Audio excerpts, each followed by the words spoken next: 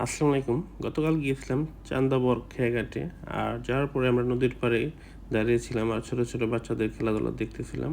ওরা খেলতেছিল নদীর পাড়ে। আর ওদের খেলাধুলা দেখে আমার শৈশবের কথাই মনে পড়ে গিয়েছিল। ছোটবেলায় যখন নানির বাড়িতে যেতাম, তখন আমরা নদীর পাড়ে এভাবে খেলাধুলা করতাম। যাই হোক, ইতিমধ্যে আমাদের নৌকা চলে আসছে। আর যার কারণে আমরা এখন নৌকা দিয়ে নদী পারাপার হব। আর নৌকায় উঠতে উঠতে ভিডিও করতেছিলাম আমি। আর আমার সাথে ছিল ছোট ভাই মনির। আমরা নৌকায় উঠে গল্প করতেছিলাম আর ভিডিও করতেছিলাম। নৌকায় উঠে নদীর মাঝখান থেকে আমরা কয়েকটা ভিডিও শুট নিলাম। আকাশে হালকা মেঘ ছিল, দেখতে পারছেন। আর নদীটা অনেক সুন্দর। আর যদিও এখন শীতকাল, যার কারণে নদীতে একটু পানি কম দেখা যাইতেছে। আর অল্প সময়ের মধ্যে আমরা মোটামুটি নদীর পাড়ে এসে পৌঁছে গেছি। আর এই পাড়ে এসে আবার আমরা কয়েকটা ভিডিও নিলাম। ভিডিও নিয়ে আমরা আস্তে আস্তে আবার নদীর দিকে চলে যাচ্ছি পারাপার হওয়ার জন্য। কারণ আমরা আবার এখান থেকে অন্য জায়গায় চলে যাব হয়তোবা। যার কারণে আমরা নৌকার দিকে যাচ্ছি। আর এসে আবার নৌকাতে উঠলাম। নৌকাতে উঠে এপার চলে আসলাম। এপার এসে জনপ্রতি মনির 10 টাকা করে নৌকা ভাড়া দিল। আর মনির বলতেছিল, চলেন ভাই, এখান থেকে আমরা বেনুপুর যাই। যার কারণে এখন আমাদের উদ্দেশ্য হচ্ছে বেনুপুর বাজার। মনির বলতেছিল, বাইক ভাই আমি নিজেই চালাবো। যার কারণে আমি পিছনে বসে বসে ভিডিও করতেছিলাম। আর ছোটো ভাই মনির বাইক চালাচ্ছিল। যাই হোক, আমরা বেনুপুর পৌঁছে গেলাম। আর পৌঁছানোর পর আমরা ভাবলাম যে বেনুপুর তো কিছুদিন আগে একটা নতুন রাস্তা হয়েছে, সেই রাস্তা থেকে একটু ঘুরে আসি। যাই হোক, আজকে আমি এই রাস্তায় প্রথম আসলাম।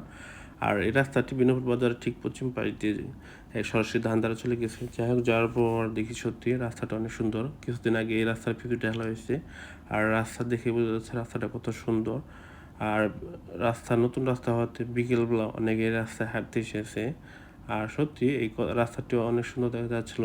এই রাস্তাটি মূলত হচ্ছে আমাদের কালিয়াকৈর উপজেলার ঢালচড়া ইউনিয়নের পশ্চিম বেনুপুর গ্রামে অবস্থিত, যেটি সরাসরি ধামরা উপজেলার ধান্দ্রা বাজার সাথে সংযোগ করা হয়েছে। আর আমাদের এই কালিয়াকৈরে বেশ কয়েকটি নতুন রাস্তা আছে, তার মধ্যে এটি হয়তো অন্যতম হিসেবে প্রতিষ্ঠিত হবে। আর আমাদের কালিয়াকৈরে বেশ কিছু সুন্দর রাস্তা আছে, যেটির মধ্যে আমার ধারণা হয়তো বা এই রাস্তাটিও সেই সুন্দরতার মধ্যে পড়বে। আমাদের কালিয়াকৈরে সবচেয়ে বড় সমস্যাটা কি, সেটা হলো যখনই আমাদের কালিয়াকৈরে কোথাও নতুন রাস্তা হয়, অল্প কিছুদিনের মধ্যে সে এলাকাতে দেখা যায় জলকুটির দোকানপাটে ভরে যায়, যার কারণে আর রাস্তার সৌন্দর্যটা থাকে না। এবং কিছুদিন পর দেখা গেছে সেখানে আর আগের মতো ঠিক লোকও ঘুরতে আসে না, কারণ সৌন্দর্যটা তখন আর থাকে না। যাই হোক, আমরা যাওয়ার পর আস্তে আস্তে ভাবলাম যে এক কাপ চা খেয়ে যায়, কারণ এখানে নতুন রাস্তা হতে চায়ের দোকানও বসে গেছে ইতিমধ্যে। এখন আমরা এখানে দাঁড়ালাম আর এক কাপ চা খাবো বলে আমরা এখানে মোটরসাইকেল ব্রেক দিলাম। আর ইতিমধ্যে আমাদের চা রেডি হয়ে গেছে।